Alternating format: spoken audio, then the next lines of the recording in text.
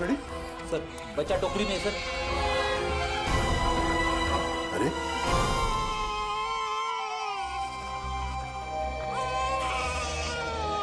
उस औरत ने बच्चे को यहाँ पे टोकरी में छोड़ दिया। लेकिन सर, कोई अपने बच्चे को इस तरह टोकरी में छोड़ के क्यों जाएगा? हाँ साहब कहिए। ये बच्चा यहाँ इस टोकरी में कैसे आया? बच्चा? हाँ सर मुझे नहीं पता, मैं तो अपनी दुकान लगा रहा था, फल लेने गया था। इसका मतलब है मरने से पहले इस औरत ने इस बच्चे को यहाँ टोकरी में रखा। हमें उस मरी हुई औरत का पता लगाना है और ये बच्चा। इस बच्चे को हम अपने साथ लेके चलते हैं। इस बच्चे का ख्याल रखना हमारा फर्ज है। पहले ये पता करते हैं कि इस बच्चे के परिवार में है कौन। सर उस औरत के बैकग्राउंड के बारे में तो कुछ पता नहीं चला, पर डॉक्टर सालुंके ने कुछ जरूरी बात पता लगा ली है। वो क्या? इस औरत का और उस बच्चे का खून का कोई रिश्ता नहीं। क्या? इस बच्चे का और उस औरत का डीएनए मैच नहीं हो रहा है? जी सर। इसका एक ही मतलब हो सकता है दया, उस औरत ने इस बच्चे को चुरा लिया और फिर वो भाग रही थी। हो सकता है सर। काम करना पड़ेगा, मिसिंग पर्सन ब्यूरो से पता लगाना पड़ेगा कि क्या किसी ने बच्चा गायब होने की रिपोर्ट दर्ज करवाई है क्या। और डॉक्टर सालुंके का इस बच्चे की माँ के बारे में भी कुछ कहना है सर। क्या? इस औरत ने जो सैंडल पहने हुए थे, उस सैंडल के नीचे के हिस्से की तरफ हमें खून के कुछ अंश मिले। उस खून का डीएनए करने से पता चला कि उस खून का डीएनए और उस बच्चे के खून का डीएनए आपस में मैच होते हैं। और उस औरत की उम्र जिसका वो खून है लगभग 28 से 30 साल होनी चाहिए। खून के निशान? फिर जरूर इस बच्चे की माँ बुरी तरह से घायल हुई होगी। सर हो सकता है उस अनजान औरत ने ही हमला किया हो बच्चे की माँ पर और बच्चे को लेकर भाग गई। सर लगता है ये कोई बहुत बड़ी साजिश है। उस औरत का एक्सीडेंट नहीं बल्कि जानबूझ के खून किया गया है। सर हमने आरटीओ में भी पता किया, ट्रक का नंबर उनके रिकॉर्ड्स में भी नहीं है। ये देखो बॉस, अब कोई प्रॉब्लम नहीं है। अरे प्रॉब्लम तो तब होगा जब बॉस का फोन आएगा। उसको क्या जवाब दोगे? ये काम अधूरा छोड़ दिया। सर एक ऐसा सुराग मिला है जिससे पता चल सकता है कि ये औरत है कौन। वो क्या? ये उस औरत के कपड़े, इस पे लॉन्ड्री का टैग लगा हुआ है। बस सुबह इस टैग से पता लगाओ ये कौन सी लॉन्ड्री है, और इस लॉन्ड्री से हमें पता चलेगा कि ये औरत रहती कहाँ है। सर तब तक मैं इस बच्चे को संभालूंगा सर, अपने घर पे।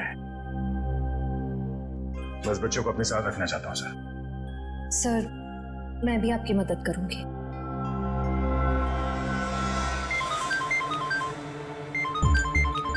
उसी का फोन है। सलाम बॉस। मुझे वो बच्चा किसी भी हालत में जिंदा चाहिए, किसी भी हालत में, समझ गए तुम? जी बॉस।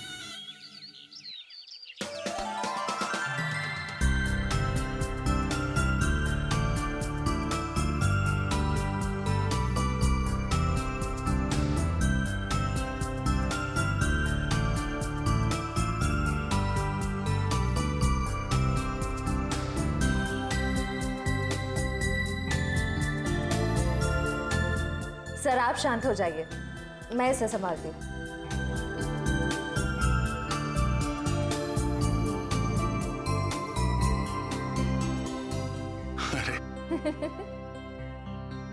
इतनी बात मेरी समझ में नहीं आई। ये बड़े से बड़े मुजरिम को मैं आराम से निपट सकता हूं, पर छोटे बच्चे को संभालना जरा मुश्किल काम है ना। सर एक बात कहूं, आप कुछ भी कर सकते हैं, आपके लिए कोई काम मुश्किल नहीं है। बड़े बड़े गुनहगारों से निपट सकते हैं, छोटे बच्चों को संभाल सकते हैं। बस जरूरत है तो अपने अंदर छुपे हुए दया को बाहर निकालने की, जिसका दिल मोम जैसा है, जो सबकी कदर करते हैं, जो प्यार करना भी जानते हैं।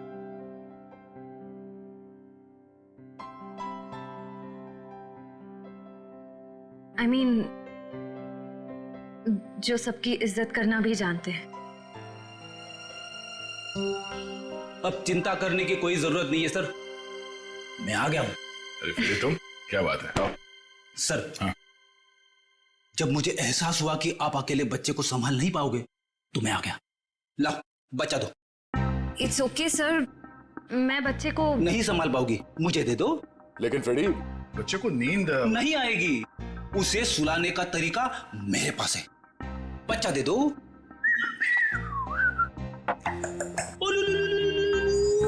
अला अला अला अला।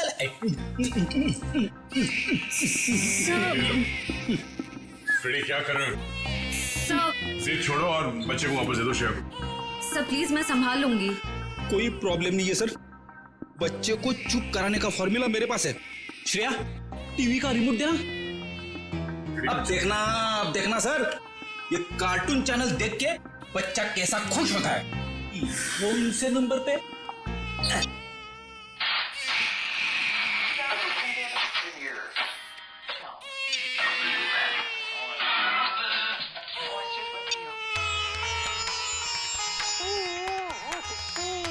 फिर एक मिनट, वो शास्त्रीय संगीत वाला चैनल फिर से लगाना।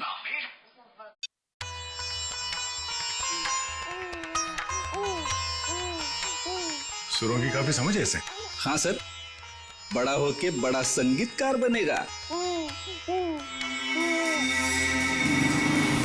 सब हो रही दुकान।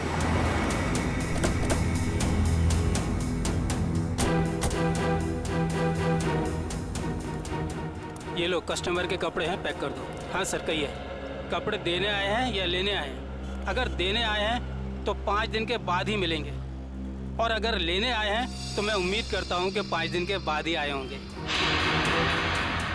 सर, मैं बहुत ही ईमानदार व्यापारी हूँ, और मैंने आज तक अपने किसी भी कस्टमर को कोई भी धोखा नहीं दिया है। हाँ, ये कपड़े आपकी लॉन्ड्री में धुले हैं ना? जी हाँ मैडम, ये हमारी लॉन्ड्री के ही हैं। आप यही जानना चाहते हैं कि ये कपड़े किसके हैं? समझदार लगते हो, बता। हाँ, 1 मिनट, रघु बुक दो। मिल गया सर।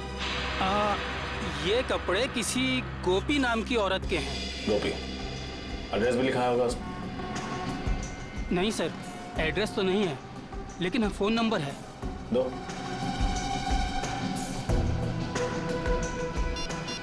साहब, मुझे तो पहले से शक था जब वो लड़की यहाँ कपड़े डालने आई थी। ऐसा क्या किया था उसने? मैडम, मैंने बोला 5 दिन बाद कपड़े लेके जाना। वो बोली मैं 2 दिन में आऊंगी। मैंने कहा नहीं मिलेंगे, तो मुझसे गुस्सा करने लगी। बोली तुम्हें धोबी घाट पर ले आकर उल्टा लटका दूंगी, और किसी के साथ मोटरसाइकिल में बैठकर चली गई। उस मोटरसाइकिल वाले का चेहरा देखा था तुमने? साहब, उस समय शाम हो चुकी थी और वो रोड के उस पार खड़ा हुआ था, तो मैं ध्यान नहीं दे पाया साहब। इस मोबाइल नंबर के जरिए हम उस मोटरसाइकिल वाले तक पहुंच जाएंगे। चुप रहो, समझे? तो एक मिनट, आ रहे हैं। उस औरत का नाम गोपी था। Very good. उसके मोबाइल नंबर से उसका घर का पता निकालो। इस केस में इस औरत की पूरी जानकारी चाहिए हमें, ठीक है? रजत, मैं तुम्हें बाद में फोन करता हूं।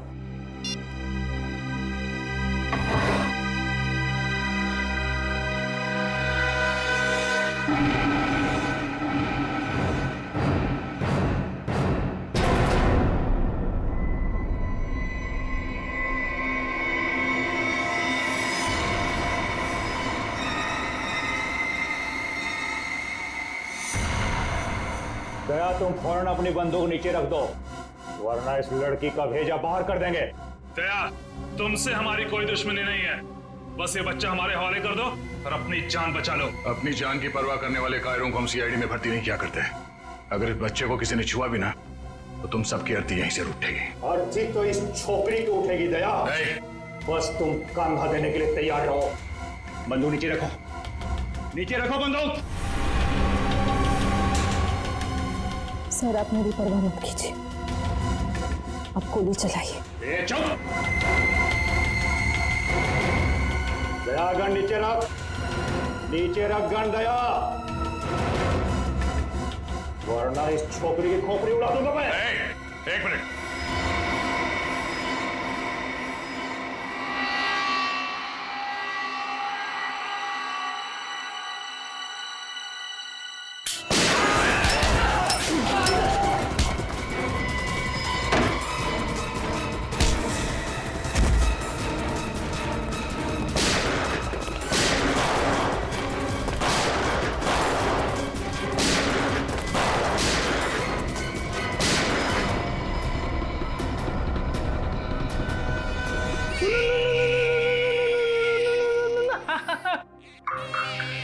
बेटा। इतना छोटा सा मासूम बच्चा किसी का क्या बिगाड़ सकता है? ये तो कोई राक्षस ही है जो ऐसे मासूम बच्चे पर हमला करने को देखता है। सर उस गुंडे का क्रिमिनल रिकॉर्ड मिल गया। क्या नाम है उसका? उसका नाम शमी है और उस पे कॉन्ट्रैक्ट किलिंग और किडनैपिंग के 3 केसेस चल रहे हैं। कॉन्ट्रैक्ट किलिंग और किडनैपिंग? लेकिन ये सिर्फ कॉन्ट्रैक्ट किलिंग का केस नहीं है, ये कुछ और ही चक्कर है, कोई बड़ी साजिश है ये। सर मोबाइल कंपनी ने गोपी का जो एड्रेस दिया था वो गलत है सर। गलत है? हाँ सर। मतलब सर ये सब पहले से प्लान था?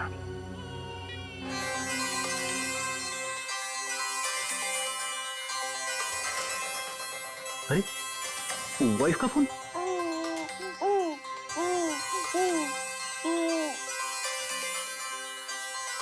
कैसी लगी तू? अच्छी अच्छी अच्छी। सर कल रात दया सर के घर पे टीवी पर जब शास्त्रीय संगीत आ रहा था तब बच्चा अचानक से शांत हो गया और मुस्कुराने लगा। अच्छा, वैसे आमतौर पे इस तरह की धुन सुनकर बच्चे उछलने लगते हैं। हाँ लेकिन अभी भी फ्रेडी सर की रिंगटोन सुनकर बच्चा कैसे खुश हो गया? सर हो सकता है कि जब से इस बच्चे का जन्म हुआ हो तब से ये शास्त्रीय संगीत सुनता आ रहा हो सकता है इसके माता पिता में से कोई संगीतकार या गायक हो। कविनगर जाके पता लगाना पड़ेगा कि वहां पर कोई शास्त्रीय संगीत विद्यालय है क्या। ता थई तत थई ता थई तत थई ता थई तत थई तत थई ता थई तत थई ता थई तत। एक मिनट।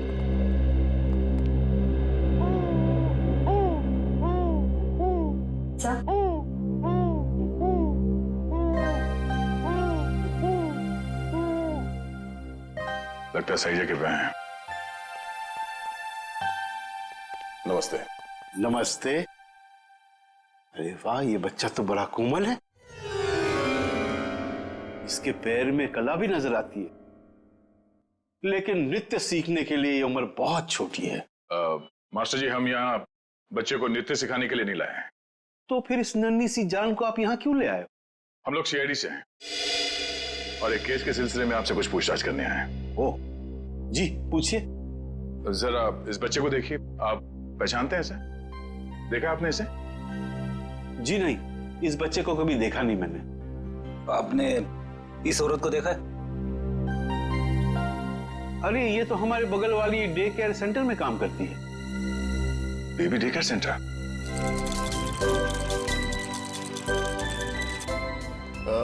एक्सक्यूज मी, आप इस औरत को पहचानती हैं?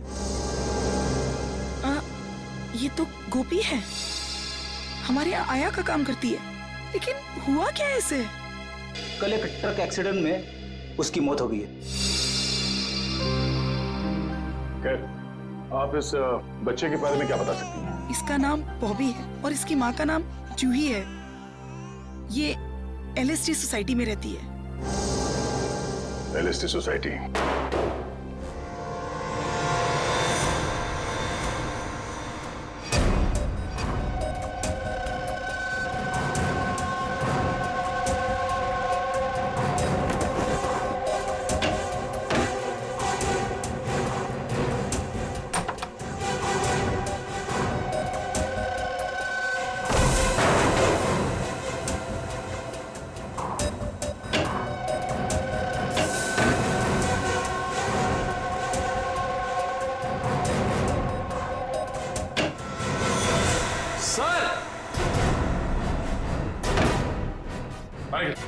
सर ये देखिए, बॉबी की माँ जूही को ही मार दिया।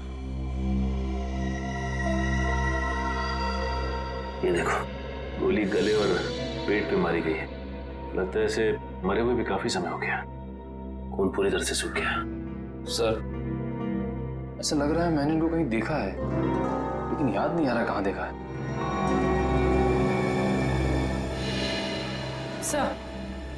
सर वो देखिए,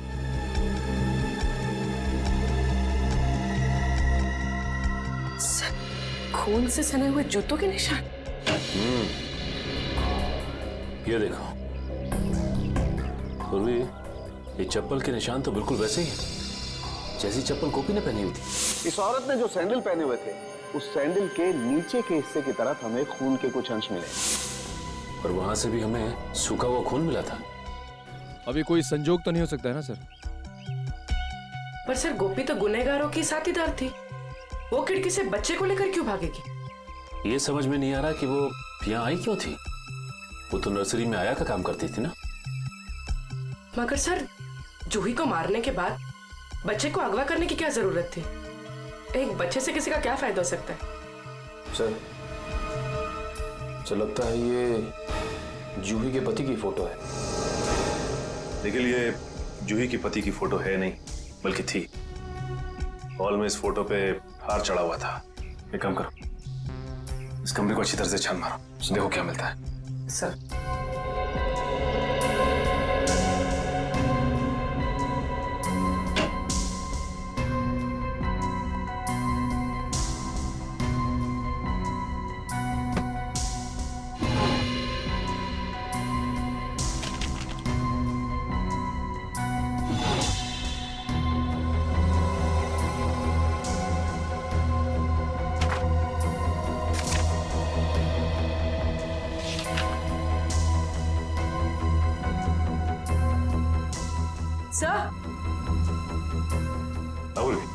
सही देखिए।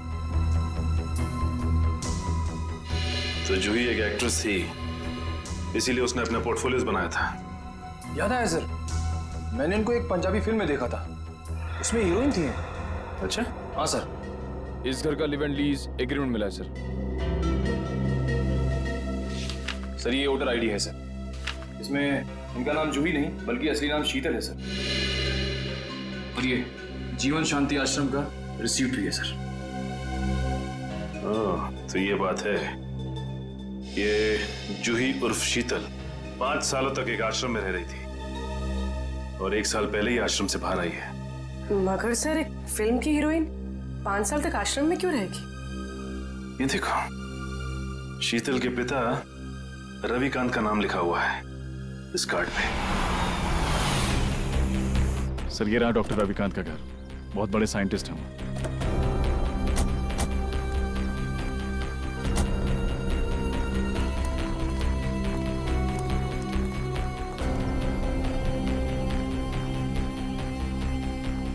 सर ये घर तो लगता है काफी टाइम से बंद पड़ा है। हाँ रजन, ये देखो कितने दिनों के अखबार पड़े हैं यहाँ पर, ये सारे खत पड़े हैं। काम करो, इन दोनों घर के अंदर जाके अच्छी तरह से तलाशी देखता हूँ ये चिट्ठियां क्या है।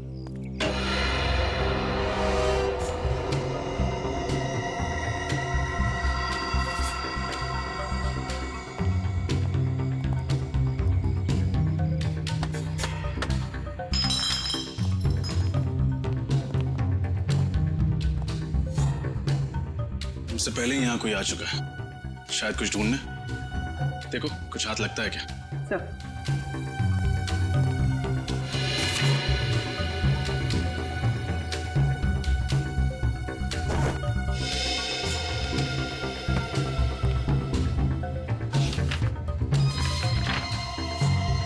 Legal notice? अरे सुनिए सुनिए, देखिए मैं सीआईडी से हूँ। एक बात बताइए, आप रविकांत जी को जानते हैं? हाँ सर, 10 सालों से वो मेरे पड़ोसी हैं। अचानक उनकी मौत की खबर सुनकर बहुत दुख हुआ। अचानक मौत हो गई रविकांत जी की? कब, कैसे? गाड़ी की स्पीड इतनी तेज थी कि वो कंट्रोल नहीं कर सके और वो जाके नदी में गिर गए। Oh my God. कुछ मिला? नहीं सर। ये रविकांत जी का एक्सीडेंट ही था या? एक्सीडेंट ही था सर। ठीक है, थैंक यू वेरी मच, अब जा सकते हैं। नोटिस कैसी?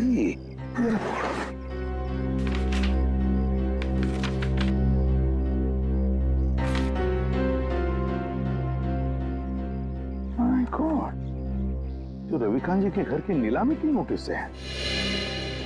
सर इतनी जल्दी ही नोटिस? पिछले महीने तो रविकांत जी की मौत हुई थी। तो पूर्वी पिछले महीने रविकांत जी की मौत होगी, उसके बाद में उनकी बेटी शीतल की मौत। ये कोई कोइंसिडेंस नहीं हो सकता, कोई इत्तेफाक नहीं है, ये कुछ और ही चक्कर है। कुछ ना कुछ तो गड़बड़ जरूर है। और फिर अब शीतल के बच्चे की भी जान को खतरा है। इस रविकांत जी के एडवोकेट से मिलना पड़ेगा, वकील से मिलना पड़ेगा, पता लगाना पड़ेगा इस घर के नीलामी का राज क्या है। ओ, रविकांत जी की प्रॉपर्टी की नीलामी की नोटिस ये तो मैंने बनवाई है, लेकिन आपको कहां से मिली? उनके घर से।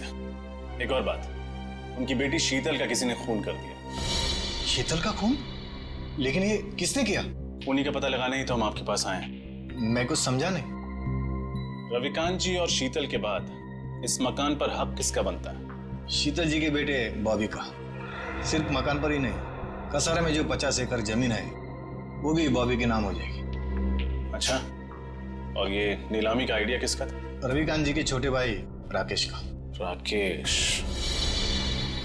इस राकेश के बारे में और कुछ जानते हैं? जी हाँ, दरअसल उनके परिवार को मैं पिछले 15 साल से जानता हूँ। उनके सारे लीगल मैटर्स मैं ही देखता हूँ। रविकांत और राकेश के पिताजी की जब मृत्यु हुई तो उनके प्रॉपर्टी का सबसे बड़ा हिस्सा रविकांत को मिला और सिर्फ 15% राकेश को। ऐसा क्यों किया उनके पिता? क्योंकि राकेश के तौर तरीके और आलसीपन की वजह से उनके पिताजी काफी नाराज थे और उनको राकेश पर भरोसा नहीं था। तो इस बात से तो राकेश जी को बहुत गुस्सा आया होगा। जी हाँ, बहुत। इतना ही नहीं, उसने अपने भाई के साथ सारे रिश्ते नाते तोड़ दिए थे। फिर अचानक दिवाली के दिन आकर गले मिले और सारे गिले शिकवे दूर हो गए। हो सकता है ये राकेश की चाल हो, रविकांत जी का भरोसा जीतकर उनकी पीठ पर वार करने की। सर, ये भी तो हो सकता है कि बॉबी को राकेश जी ने अगवा करवाया हो। ये तो राकेश से मिलकर ही पता चलेगा।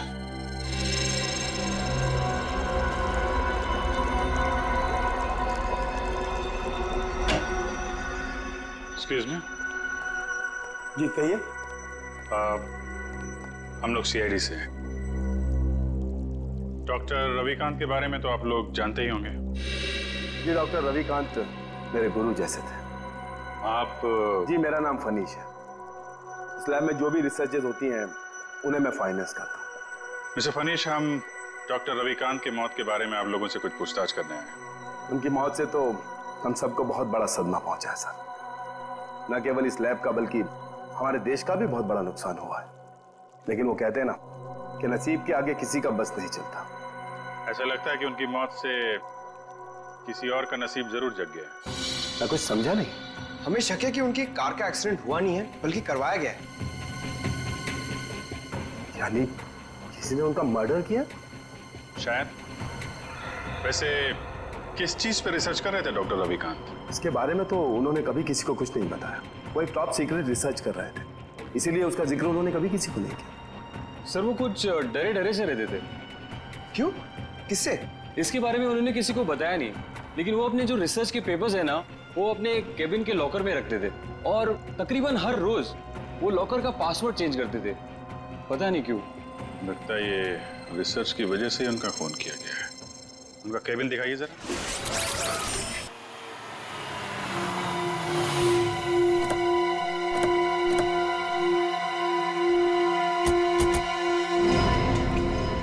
गाड़ी तो यहीं खड़ी है, राकेश घर में ही होगा। हाँ,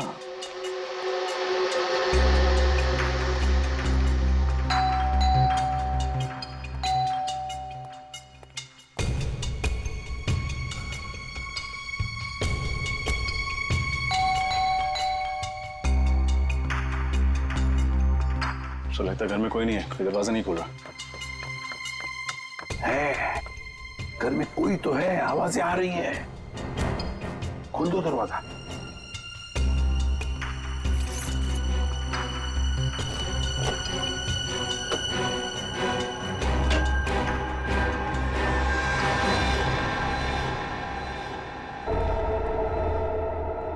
संभल के। 3 खून किए उसने।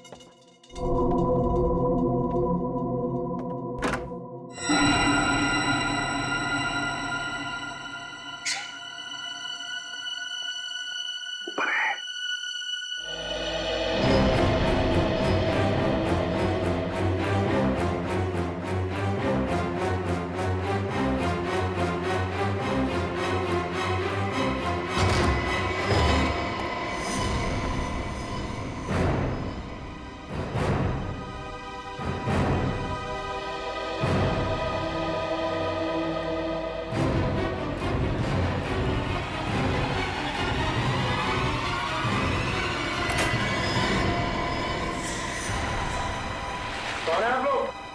सीआईडी। लेकिन मैंने किया क्या है? या क्या है? हैं? या क्या है? अभी पता चल जाएगा क्या क्या है। इसके घर की अच्छी तरह से तलाशी लो। सर आप पूरे घर की तलाशी ले लीजिए, पर प्लीज मुझे ये तो बताइए कि मेरा गुनाह क्या है? रविकांत और शीतल को क्यों मरवाया तुमने? शीतल का कत्ल हो गया सर? कब और कैसे? कब और कैसे? बड़े भोले बनने की कोशिश कर रहे हो राकेश जी, हैं? सर प्लीज मेरा यकीन मानिए, इसके बारे में मैं कुछ नहीं जानता। झूठ झूठ बोल रहे हो तुम। रविकांत और शीतल को पहले मरवाया और फिर शीतल के बच्चे को अगवा किया। इस औरत को पैसे दिए थे ना तुमने ये सब करने के लिए? क्यों? नहीं सर, मैंने ऐसा कुछ नहीं किया। इस औरत को मैं पहली बार देख रहा हूँ सर। सर मैं रवि भैया और शीतल का खून क्यों करवाऊंगा? इसलिए इस जायदाद के लिए। जायदाद के पेपर थे, है ना? क्यों? और तुम ये भी जानते थे कि रविकांत और शीतल की मौत के बाद ये सारी जायदाद शीतल के बेटे के नाम पर हो जाती, और अगर शीतल के बेटे का कुछ कम ज्यादा होता तो ये पूरी की पूरी जायदाद तुम्हारे नाम पर हो जाती।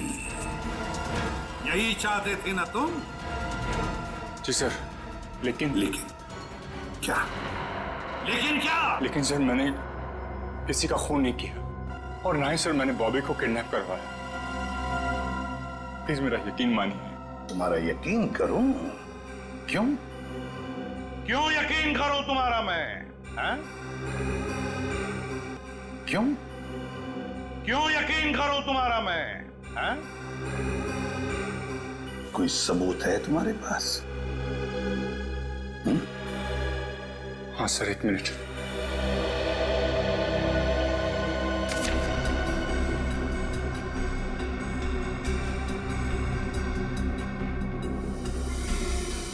रविकांत चैरिटी फाउंडेशन 50 लाख रुपए।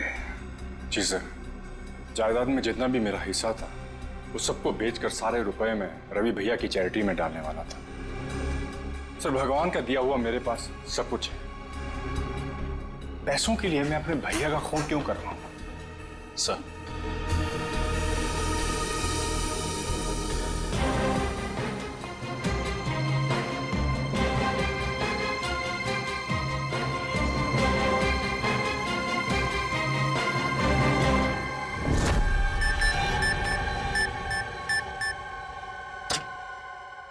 ये क्या? लॉकर तो खाली है। खाली है? अभिजीत, ये देखो अभिजीत, ये रिसर्च पेपर्स हैं, जला दिए गए हैं। वही पेपर है ना? हाँ सर, ये तो वही रिसर्च पेपर्स हैं जिन पर डॉक्टर रविकांत रिसर्च कर रहे थे, पर उन्होंने ये जलाए क्यों? शायद उन्हें डर होगा कि ये रिसर्च के पेपर किसी गलत हाथों में ना पड़ जाए। पंकज, मिला कोई? नहीं सर, सारी फाइल्स डिलीटेड है। एक फाइल है, इसको मैं खोलने की कोशिश कर रहा हूँ सर। एक सेकंड सर, खुल गई। क्या है इसमें? पता नहीं, साइंस के आई थिंक कोई फॉर्मूलाज है, मेरे तो कुछ समझ में नहीं आ रहा है। मैं देखता हूँ।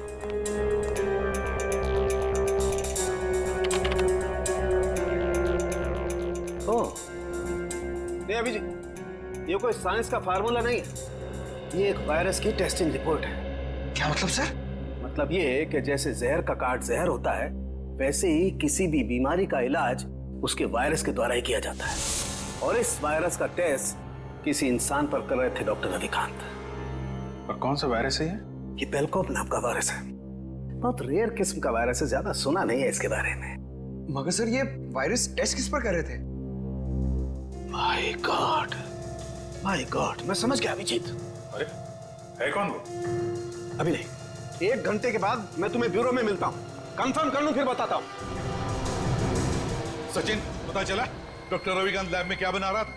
नहीं सर, अब तक तो कुछ नहीं पता चला। सालू के साहब कह के गए हैं कि 1 घंटे में वापस आता हूँ। फिर बस पता चल गया, मैंने गुत्थी सुलझा ली। यार तू फिर बता ना सालू के। बॉस, उस रिसर्च लैब में हमने जिस पेशेंट की रिपोर्ट देखी थी उसमें पोलकोप नाम का वायरस था। ये कौन सा वायरस है? वही तो पता लगाना है, लेकिन एक टेंशन है बॉस। किस बात की टेंशन? बॉस, मैंने जब पता लगाया तो पता लगा कि पोलकोप नाम का वायरस तो है ही नहीं। अरे तो फिर सालू के साहब उस मरीज के शरीर में ये वायरस आया कहाँ से? वही तो बॉस, मैंने जब उस बच्चे का ब्लड टेस्ट किया दोबारा से तो पता ये चला कि उसे हिस्लेक्सिया नाम की बीमारी है, सांस लेने की बीमारी, जिसका कहीं कोई इलाज नहीं है। लेकिन जब मैंने बच्चे का ब्लड टेस्ट किया तो पता ये चला कि हिस्लेक्सिया का असर उसके शरीर में, उसके खून में धीरे धीरे कम हो रहा है। वो कैसे? वही तो प्रॉब्लम है बॉस। जब मैंने बच्चे का ब्लड टेस्ट दोबारा से किया तो पता लगा कि उसके शरीर में अलग अलग किस्म के वायरस हैं, जिसकी वजह से हिस्लेक्सिया का असर उसके खून में धीरे धीरे कम हो रहा है। और इन्हीं वायरस में से पोलकोप वायरस भी है। मतलब वो टेस्ट रिपोर्ट बच्चे की थी? हाँ बिल्कुल। मतलब ये जो कुछ भी हुआ है इस पोलकोप वायरस की वजह से ही हुआ है।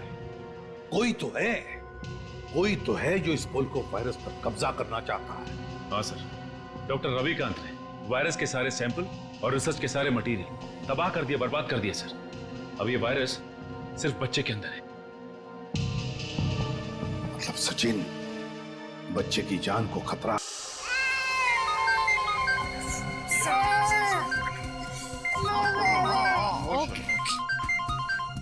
एसीपी साहब का फोन। Hello sir. क्या बच्चे के शरीर में वायरस इंजेक्ट किया गया? सर लगता है इसीलिए उसका टेम्परेचर उतरने रहा है, उसे बुखार है सर। हाँ सर, हम लोग वहीं जा रहे थे। ठीक है सर, ओके चलो।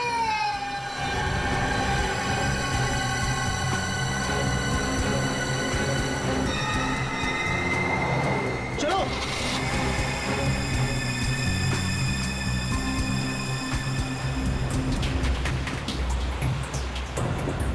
बॉबी का बुखार तो बढ़ता ही जा रहा है।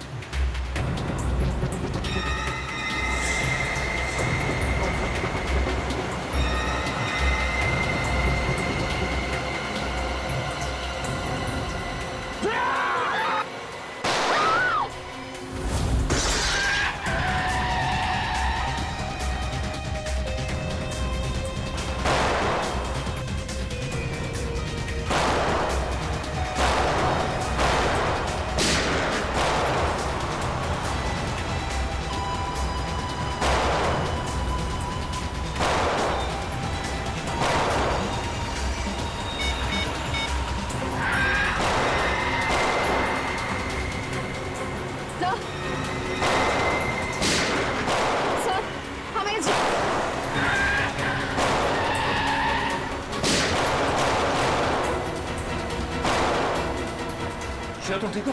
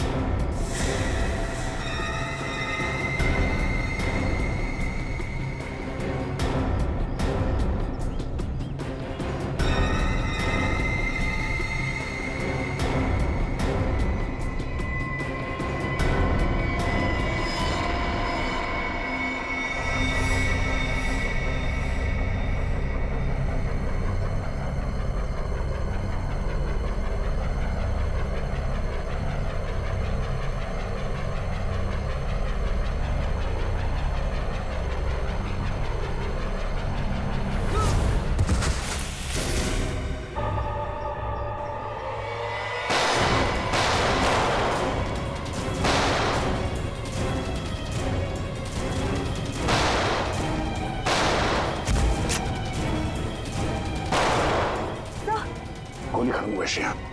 रख, तेरा खेल खत्म हो गया। चल कर नीचे रख। लड़की को दे, मेरे को दे, बच्चा मेरे को दे।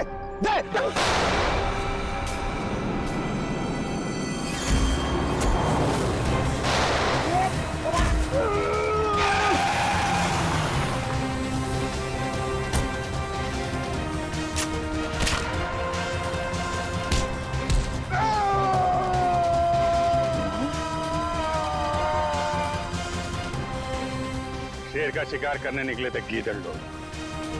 बोल, किसके कहने पे किया ये सब?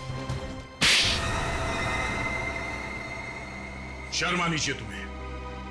एक मासूम बच्चे के साथ तुमने ऐसी घिनौनी हरकत की। मैं मजबूर था ऑफिसर। मैंने डॉक्टर रविकांत की रिसर्च पर लाखों रुपए खर्च किए, यह सोचकर कि रिसर्च कामयाब होगी तो मैं करोड़ों रुपया कमाऊंगा, मेरी कंपनी के शेयर्स फिर से टॉप पर आ जाएंगे। लेकिन डॉक्टर रविकांत अपने इन्वेंशंस तुम्हें नहीं बल्कि सरकार को देना चाहते थे, ताकि हमारे देश के आम लोगों को फायदा हो। पर ये बात तुम्हें बर्दाश्त नहीं हुई। कैसे बर्दाश्त होती सर? लाखों रुपए का जुआ मैंने खेला, सारा रिस्क मैंने अकेले ने उठाया, और डॉक्टर रविकांत वो फार्मूला गवर्नमेंट को देना चाहते थे जो मुझे उसके लिए फूटी कौड़ी नहीं देते थे। और ये बात उन्हें समझाने की मैंने बहुत कोशिश की, पर उन्होंने मेरी एक नहीं सुनी सर। बॉबी को अगवा करने का प्लान तुम्हारा ही था ना? हाँ सर, और जब मुझे पता चला कि डॉक्टर रविकांत ने वो वायरस बॉबी की बॉडी में इंजेक्ट कर दिया है, तो मैंने गोपी को आया बनाकर वहां भेजा और बॉबी को अगवा करने का प्लान बनाया। लेकिन जब गोपी को तुम्हारे घिनौने इरादों के बारे में पता चला, तो उसके अंदर की ममता जाग गई और वो बॉबी को लेकर भाग गई। और उसी की बेवकूफी की वजह से मेरा सारा प्लान चौपट हो गया। अपनी मौत की वो खुद जिम्मेदार है। तुम जैसे हैवानियत के पुतले इंसानियत के बारे में कभी समझ नहीं पाओगे। तुम्हें तो ऐसी सजा होनी चाहिए जिसे देखकर हैवानों की रूह कांप उठे।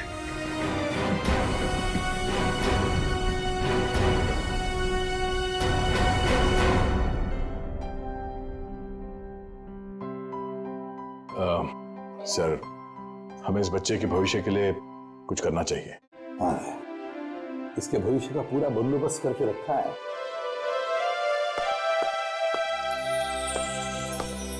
सर जी। हाँ सर जी, आज के बाद बॉबी को मैं संभालूंगा, अपने भाई के बेटे की तरह नहीं बल्कि अपने बेटे की तरह से बड़ा कर।